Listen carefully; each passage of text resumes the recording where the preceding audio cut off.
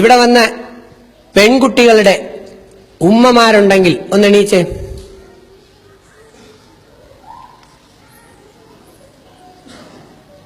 ഈ ഉമ്മമാരുടെ പെൺമക്കളൊന്ന് എണീച്ചേ. ഇവിടെ പടച്ചോന്റെ സാന്നിധ്യമുണ്ട്. അതുകൊണ്ട് തന്നെ നിങ്ങൾ ഇന്നലെ വരെ ഉമ്മയോട് ചെയ്ത പാപം അതിന്റെ പകുതി ഇപ്പൊ പൊറുക്കപ്പെടും.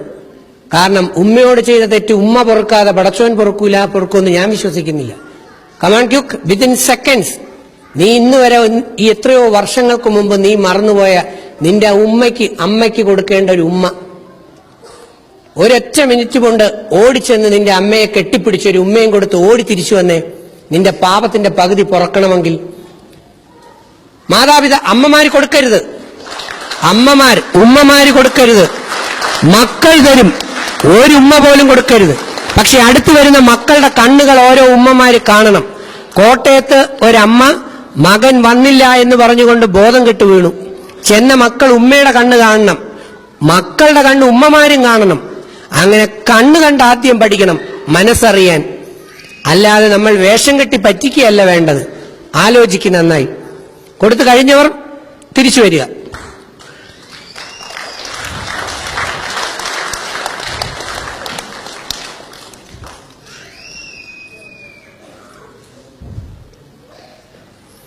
ആൺകുട്ടികളുടെ ഉമ്മമാരുണ്ടെങ്കിൽ ഒന്ന് എണീച്ചേ.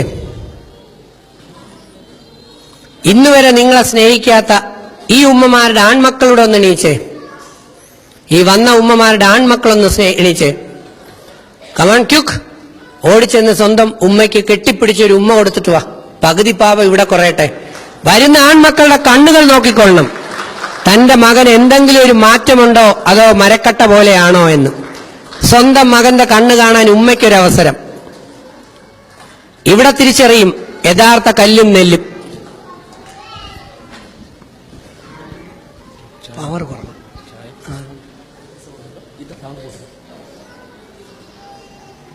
Come on quick. ആ ഫോട്ടോസ് എടുക്ക്. കെട്ടിപ്പിടിക്കുന്നത് നേരെ. ഓ, പഞ്ചസാര ഇട്ടില്ല.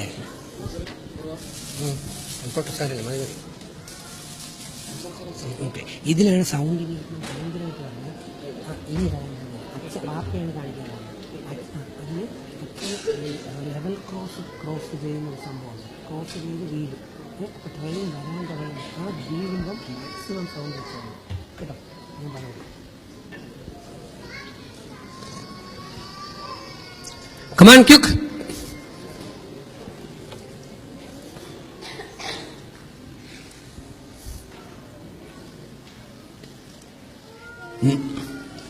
നീ നിന്റെ വാപ്പയെ കണ്ടിട്ടുണ്ടോ മോളെ? ആ പാവം പൊട്ടനെ. ഇന്നലെ വരെ പലരും പറഞ്ഞും പറ്റിച്ചും കള്ളത്തരം പറഞ്ഞും സൂത്രത്തരങ്ങൾ അഭ്യസിച്ചും സോപ്പിട്ടും സൂത്രം പണിഞ്ഞും ആ ഉപ്പയുടെ വാപ്പയുടെ പണം മുഴുവൻ ഉപയോഗിച്ച് എല്ലാ സാധനങ്ങളും വാങ്ങിക്കുകയും ചെയ്തിട്ട് ആ വാപ്പയ്ക്ക് ഒരു ഉരുള ചോറ് പോലും കൊടുത്തിട്ടില്ലാത്ത, ഒരു ഉമ്മ പോലും കൊടുത്തിട്ടില്ലാത്ത, അദ്ദേഹത്തിന്റെ തലയൊന്നും തടവി കൊടുത്തിട്ടില്ലാത്ത, അദ്ദേഹത്തിനെ ഒന്നും സ്നേഹിച്ചിട്ടില്ലാത്ത ഒരു വേദഗ്രന്ഥത്തിൽ എഴുതിയിട്ടുണ്ട്. തന്റെ മകളുടെ കല്യാണം കഴിഞ്ഞ് വീട്ടിലേക്ക് പെൺകുട്ടിയെ കയറ്റി അയക്കുമ്പോൾ, കെട്ടിച്ചയക്കുമ്പോൾ ഉമ്മയേക്കാൾ ഏറെ കൂടുതൽ ശ്വാസം മുട്ടുകയും ടെൻഷൻ അനുഭവിക്കുകയും ചെയ്യുന്നത് ഉപ്പയായ വാപ്പ അച്ഛനാണ് എന്ന്. പക്ഷേ അച്ഛന്മാരെന്ന് പറയുന്ന കഥാപാത്രങ്ങൾ പലപ്പോഴും കരയില്ല. പൊട്ടന്മാരിങ്ങനെ അകത്ത് അമർത്തി കൊണ്ടു നടന്ന് പോണ വഴിക്ക് ഹാർട്ട് അറ്റാക്ക് വന്ന് വീണ് ചാവുന്നതാണ്. ഞാൻ പലപ്പോഴും പല അച്ഛന്മാരോട് പറഞ്ഞിട്ടുണ്ട്, നിങ്ങളൊന്ന് അറിഞ്ഞ് പൊട്ടിക്കര, നിങ്ങളുടെ അസുഖം എത്രയോ മാറും. പക്ഷെ കരയില്ല. ഒരു ദുരഭിമാനങ്ങളാണ് കുറെ അച്ഛന്മാർ. Lights of please. നീ നിന്റെ അച്ഛനെ കണ്ടിട്ടുണ്ടോ മോനെ? നിന്റെ വാപ്പെ, ആ പാവം പൊട്ടനെ. നിനക്ക് ലക്ഷങ്ങൾ വേണമെന്ന് പറയുമ്പോൾ MBBS വാങ്ങിച്ചു തരാനായിട്ട് ലക്ഷം കൊണ്ട് ബുക്ക് ചെയ്യാനും ഈ ലക്ഷം എവിടെ നിന്ന് വന്നു എന്ന് നിനക്കറിയില്ല. അദ്ദേഹം കഴിച്ചിട്ടില്ല, കുടിച്ചിട്ടില്ല, അദ്ദേഹം ജീവിച്ചിട്ടില്ല. നമുക്ക് വേണം ലക്ഷങ്ങൾ. ആ മനുഷ്യന്റെ അസുഖം എങ്ങനെയെന്ന് അറിയില്ല, അദ്ദേഹം എങ്ങനെയാണ് ജീവിക്കുന്നതെന്ന് അറിയില്ല. നമുക്ക് പരസ്യങ്ങളുടെ അടിമയിലും മറ്റു പല രീതിയിലും അവിടെ പഠിക്കാനും ഇവിടെ പഠിക്കാനും മറ്റടുത്ത് പഠിക്കാനുമായി ലക്ഷക്കണക്കിന് രൂപ. എത്ര ലക്ഷം? 50 ലക്ഷം, 40 ലക്ഷം, 30 ലക്ഷം. എനിക്കത് കിട്ടണം, കാരണം എന്റെ ഫ്രണ്ട് അവിടെ പോകുന്നു, എന്റെ ബാക്ക് അവിടെ പോകുന്നു. നമുക്കതിന് വരുമാനമുണ്ടോ? നമ്മുടെ അവസ്ഥ എന്താണ്? നമ്മുടെ കുടുംബം എന്താണ്? നമുക്ക് കിട്ടിയ പഠനത്തിൽ ഏറ്റവും നന്നായി പഠിച്ചാൽ മെരിറ്റ് കയറിപ്പോ അവസരമുണ്ട്? ഇല്ല. വാപ്പയെ അറിയാത്ത മക്കൾ, ഉമ്മയെ അറിയാത്ത മക്കൾ. നീ നിന്റെ വാപ്പയെ കണ്ടിട്ടുണ്ടോ മോനെ? ഈ കണ്ണുകൊണ്ടല്ല, പടച്ചോൻ അകത്തൊരു കണ്ണ് തന്നിട്ടുണ്ട്, അകത്തൊരു കണ്ണ്.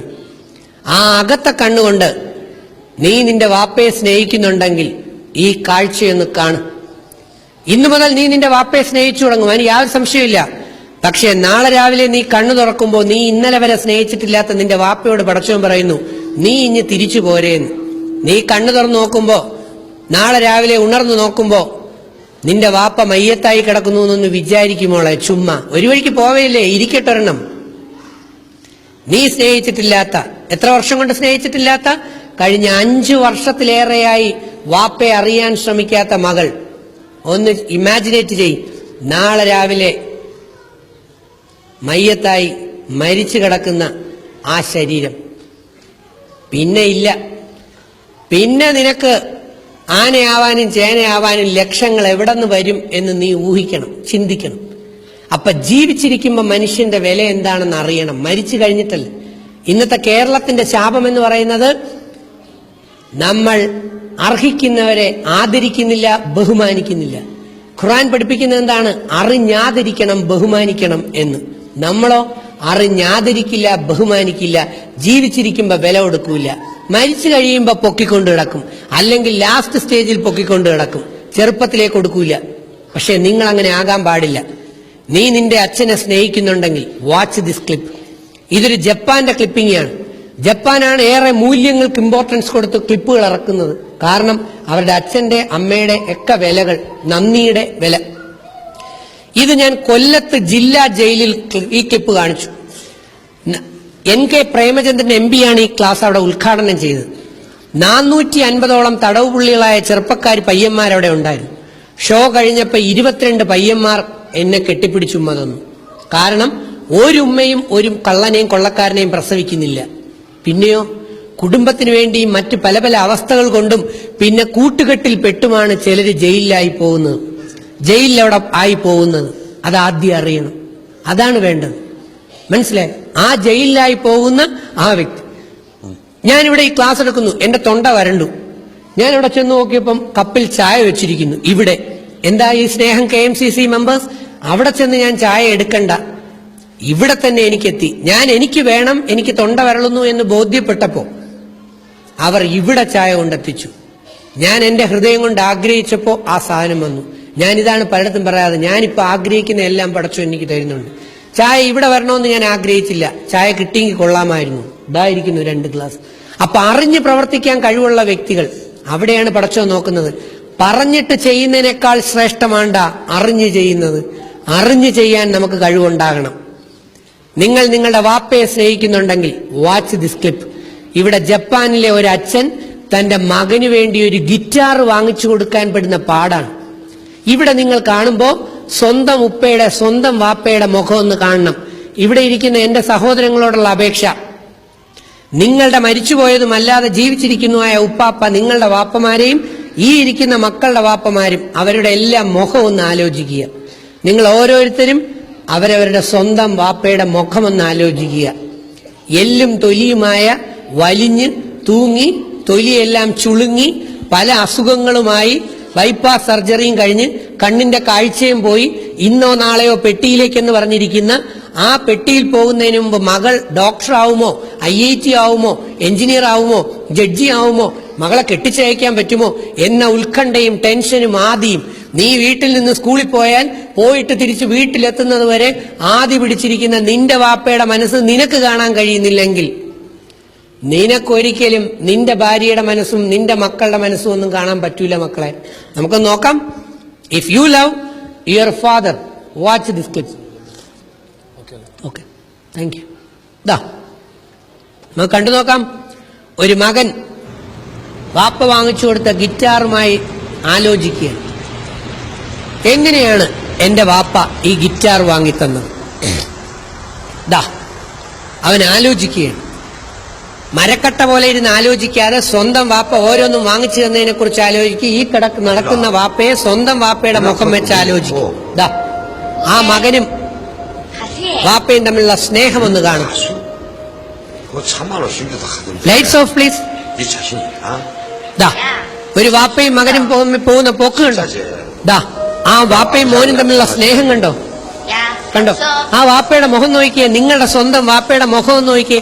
ഈ ലൈറ്റ് വീണ്ടും പിശാച് ഈ ലൈറ്റ് ഓഫ്, ഈ ലൈറ്റ് ദാ ഗിറ്റാറാ. ഞാൻ എവിടെ പോയി വാങ്ങിക്കാനുണ്ടാ? എനിക്ക് അതിനുള്ള പൈസ ഇല്ലല്ലടാ. വാ വാപ്പാ, എനിക്ക് ഗിറ്റാർ വേണം, നിനക്ക് സ്മാർട്ട് ഫോൺ വേണം, മൊബൈൽ വേണം, ലാപ്ടോപ്പ് വേണം, എല്ലാ സാധനങ്ങളും നിങ്ങൾക്ക് വേണം. ദാ ആ വാപ്പയും പോകുന്നു. ആ വാപ്പ മകനെ തോളിലെടുത്തുകൊണ്ട് നടക്കുന്നു. നിങ്ങളുടെ വാപ്പമാർ എത്ര വർഷം തോളിലെടുത്തുകൊണ്ട് നടന്നിട്ടെന്ന് അറിയാം മോനെ? നീ ഇപ്പൊ തടിയനായി, നിനക്ക് നിന്റെ വാപ്പ എടുക്കാനുള്ള ആരോഗ്യമായി. പക്ഷേ നിന്നെ എത്രയോ വർഷം ഇങ്ങനെ തോളിലെടുത്തുകൊണ്ട് നടന്നതാണ്. ഈ ലൈറ്റ് ഇത്രയും നേരം ഓഫായി കിടന്നതല്ലേ? ഓഫ്. ദാ സൈക്കിൾ പോകുന്നു, ആ ചെരുപ്പ് തേയുന്നു.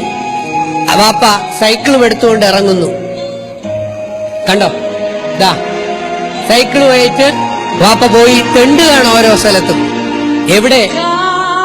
എനിക്കൊരൽപ്പം പണം തരൂ, എന്റെ മകന് ഗിറ്റാർ വാങ്ങാൻ. വീട്ടിൽ അമ്മ ശരീരം തളർന്നു കിടക്കുന്നു. കണ്ടോ? മകൻ വെള്ളം ചൂടാക്കി അമ്മയെ ശുശ്രൂഷിക്കുന്നു. കണ്ടോ? അമ്മയുടെ ശരീരം തളർന്നുപോയി. നാളെ നിങ്ങളുടെ ഉമ്മയുടെ ശരീരവും തളർന്നു പോകാം. എന്തും എപ്പോഴും സംഭവിക്കാം. ദാ അമ്മയ്ക്ക് കഞ്ഞി കോരി കൊടുക്കുന്നു. നീ നിന്റെ അമ്മയ്ക്ക് ഒരുള്ള ചോറ് കൊടുക്കുമോ മോനെ? ഉമ്മയ്ക്ക് ഇല്ലാന്ന് നേരത്തെ പറഞ്ഞു കഴിഞ്ഞു. ദാ അച്ഛൻ പോയി തെണ്ടുകയാണ്. തെണ്ടുന്നു എന്ന് തന്നെ പറയാം. കണ്ടോ? എനിക്കൊരൽപ്പം പണം തരൂ. നിങ്ങളുടെ അച്ഛന്മാർ എത്രയോ അറബികളുടെ അടിയോ അല്ലെങ്കിൽ ചീത്തവിളിയും വഴക്കും കേൾക്കുന്നു. ദാ പിടിച്ചു തള്ളുന്നു. കണ്ടോ? എത്രയോ സ്ഥലങ്ങളിൽ നിന്നാണ് നിങ്ങളുടെ വാപ്പമാര് പീഡനം അനുഭവിക്കുന്നത് നിങ്ങൾക്ക് അറിയാമോ?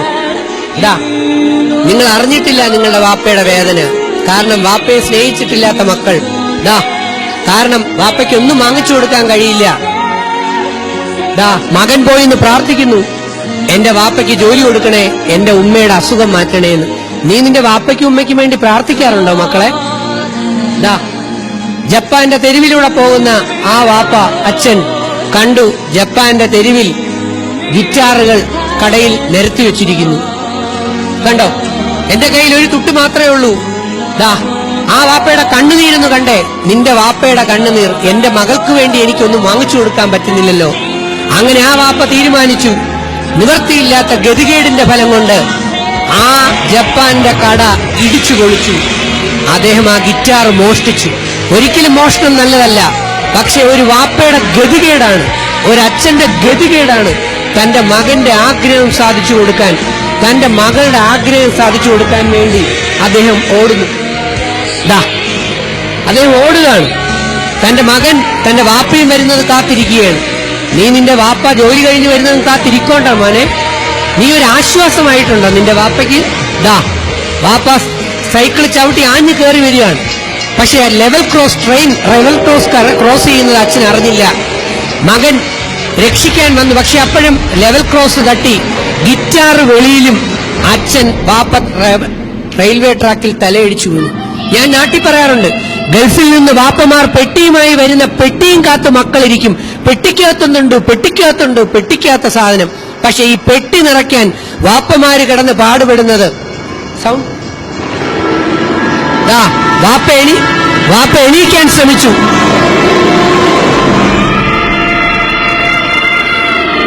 പക്ഷെ അതിനേക്കാൾ സ്പീഡിൽ ട്രെയിൻ കയറി ഇറങ്ങി. Lights on please. ഞാൻ കേരളത്തിൽ പറയാറുണ്ട്, ഗൾഫിൽ നിന്ന് പെട്ടിയുമായി വാപ്പ വരുമ്പോ വാപ്പയുടെ പെട്ടിക്കകത്ത് എന്തൊക്കെ സാധനമുണ്ടെന്ന് നോക്കാൻ മക്കൾ അവിടെ നിറഞ്ഞു കിടപ്പുണ്ട്. പക്ഷെ ഈ പെട്ടി നിറയ്ക്കാൻ വേണ്ടി ഓരോ വാപ്പമാര് കിടന്ന് കഷ്ടപ്പെടുന്ന അവസ്ഥ.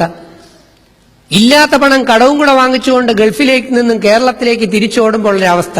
നിങ്ങളിവിടെ കൂടെ നിന്ന് എല്ലാം സന്തോഷിക്കുന്നു, സുഖിക്കുന്നു. Lights full on. ഇവിടെ വന്ന പെൺമക്കളുടെ വാപ്പമാരുണ്ടെങ്കിൽ ഒന്ന് എണീച്ചേ.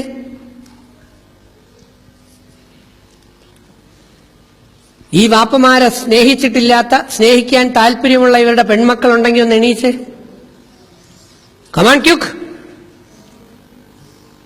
നിന്റെ വാപ്പയ്ക്ക് ഇന്നുവരെ നീ കൊടുത്തിട്ടില്ലാത്ത, നീ നിന്നെ വാപ്പയെ സ്നേഹിച്ചിട്ടില്ലാത്ത മക്കൾ ഓടിച്ചെന്ന് ആ വാപ്പയ്ക്ക് ഒരു ഉമ്മയും കൊടുത്ത് കെട്ടിപ്പിടിച്ച് പൊട്ടിക്കരയുകയാണ് വേണ്ടത് പടച്ചോന്റെ നാമത്തിൽ. കാരണം നിനക്ക് ഈ ഭൂമിയിൽ ജന്മം തന്ന വാപ്പ. ഇനി കാണ് ഓരോ വാപ്പമാരുടെയും സന്തോഷം. വരുന്ന മകളുടെ കണ്ണും കാണുക, വരുന്ന വാപ്പയുടെ കണ്ണും മക്കളൊന്ന് കാണുക. കണ്ടോ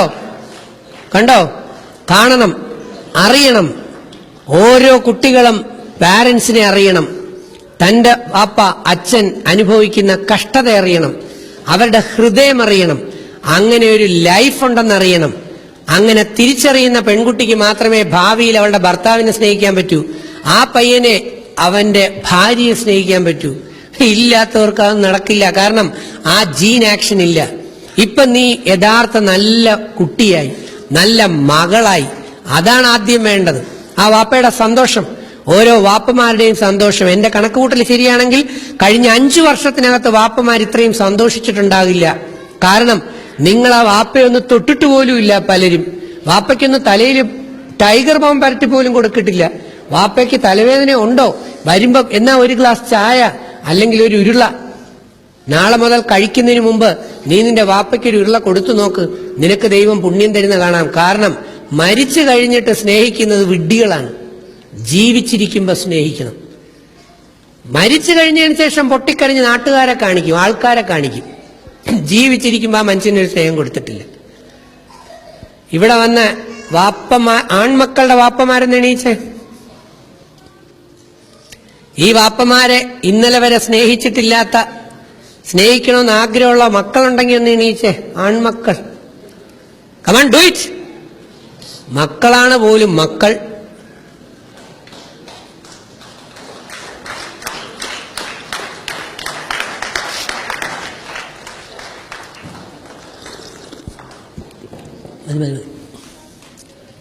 പെട്ടെന്നാവട്ടെ.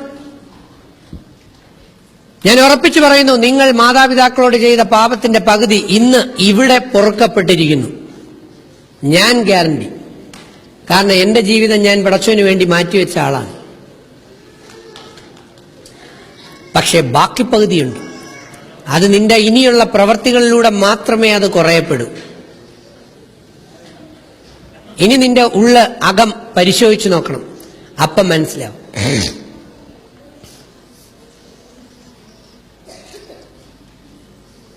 കണ്ടോ, ഓരോ വാപ്പയും കാത്തു നിൽക്കുകയാണ്, എവിടെ എന്റെ മകൻ എന്ന്. ഒരു വാപ്പ ദോ നിൽക്കുന്നു, കണ്ടോ. ആ വാപ്പയുടെ മകൻ എത്തിയില്ല. എവിടെ എന്റെ മകൻ എന്ന് പറഞ്ഞ് നിൽക്കുന്ന വാപ്പ ഓരോരുത്തര്. മോന്റെ വാപ്പ വന്നോ? വന്നില്ല, കുഴപ്പമില്ല. വരാത്തവർ വീട്ടിൽ പോയി അത് ചെയ്യണം. നീ നല്ല മനസ്സിന് ഉടമസ്ഥനാണ്. അതുകൊണ്ടാണ് നീ എണീച്ച് പരിശോധിച്ചു നോക്കിയത് എന്റെ വാപ്പ വന്നോ എന്ന്. അതാണ് വേണ്ടത്. ഇന്ന് വാപ്പമാരെത്തിയിട്ടുള്ളവരാണോ ഭാഗ്യം? ഇന്ന് ഉമ്മയും വാപ്പയായിട്ട് വന്നവരാണോ ഭാഗ്യമുള്ളവർ? ഇന്ന് ഇവിടെ വന്നവരാണോ ഭാഗ്യമുള്ളവർ? അതോ ഇന്ന് വരാതെ വീട്ടിൽ ഇരിക്കുന്നവരാണോ ഭാഗ്യമുള്ളവർ? ഇതെല്ലാം നിങ്ങൾക്ക് കൃത്യമായി അനലൈസ് ചെയ്യുമ്പോൾ ഒരു ഉത്തരം കിട്ടും.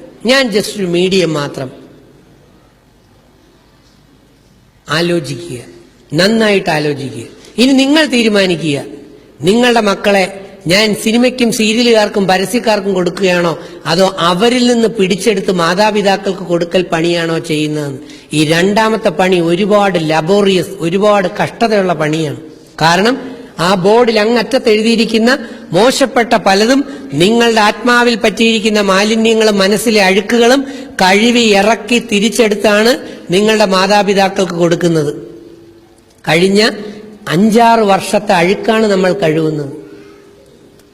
ഇനി ഞാൻ ഉറപ്പിച്ചു പറയുന്നു, നൗ നിങ്ങൾ സുന്ദരന്മാരും സുന്ദരികളുമായ മക്കളായി കഴിഞ്ഞു. അകമാണ് ഏറ്റവും പ്രധാനം. ഞാൻ ഒരിക്കലും വിശ്വസിക്കുന്നില്ല മോഹത്തെ കുറെ സൗന്ദര്യമാണ് ഏറ്റവും വലിയ സൗന്ദര്യം എന്ന്. ആലോചിക്കും. ഇവനെ കണ്ടാൽ അത്ര വലിയ സൗന്ദര്യമുണ്ടെന്ന് തോന്നൂല. പക്ഷെ ഇവന്റെ സൗന്ദര്യമാണ് എണീച്ചിന്ന് എന്റെ വാപ്പ വന്നോ എന്ന് അന്വേഷിക്കുന്ന ആ സൗന്ദര്യം. അങ്ങനെയുള്ള മൂല്യമുള്ള ചിന്തകൾ നമ്മുടെ ഉള്ളിലുണ്ടാകണം. ഇനി നീ ബുദ്ധി ഉപയോഗിച്ച് ആലോചിക്കും. ശ്രീകൃഷ്ണൻ, യേശുദേവൻ, പ്രവാചകന്മാർ, 1.25 ലക്ഷം പ്രവാചകന്മാർ, ശ്രീനാരായണ ഗുരുദേവൻ, ചട്ടമ്പിസ്വാമി, അല്ലെങ്കിൽ അറിയപ്പെടുന്ന എല്ലാ മഹത് വ്യക്തികളും ആചാര്യന്മാരും ഏത് കോളേജിൽ പഠിച്ചു? ഏത് യൂണിവേഴ്സിറ്റി പഠിച്ചു? പക്ഷെ അവരുടെ രോമത്തിൽ തൊടാനുള്ള ക്വാളിറ്റി ഈ 6-8 ഡിഗ്രികളുണ്ടെന്ന് പറയുന്ന എനിക്കില്ല. കാരണം ഞാൻ വേദം വായിച്ചു കഴിഞ്ഞപ്പോഴാണ് എനിക്കൊരു കാര്യം മനസ്സിലായത്. എനിക്ക് ഒന്നുമേ അറിഞ്ഞൂടാ. അറിയാൻ ശ്രമിക്കണം.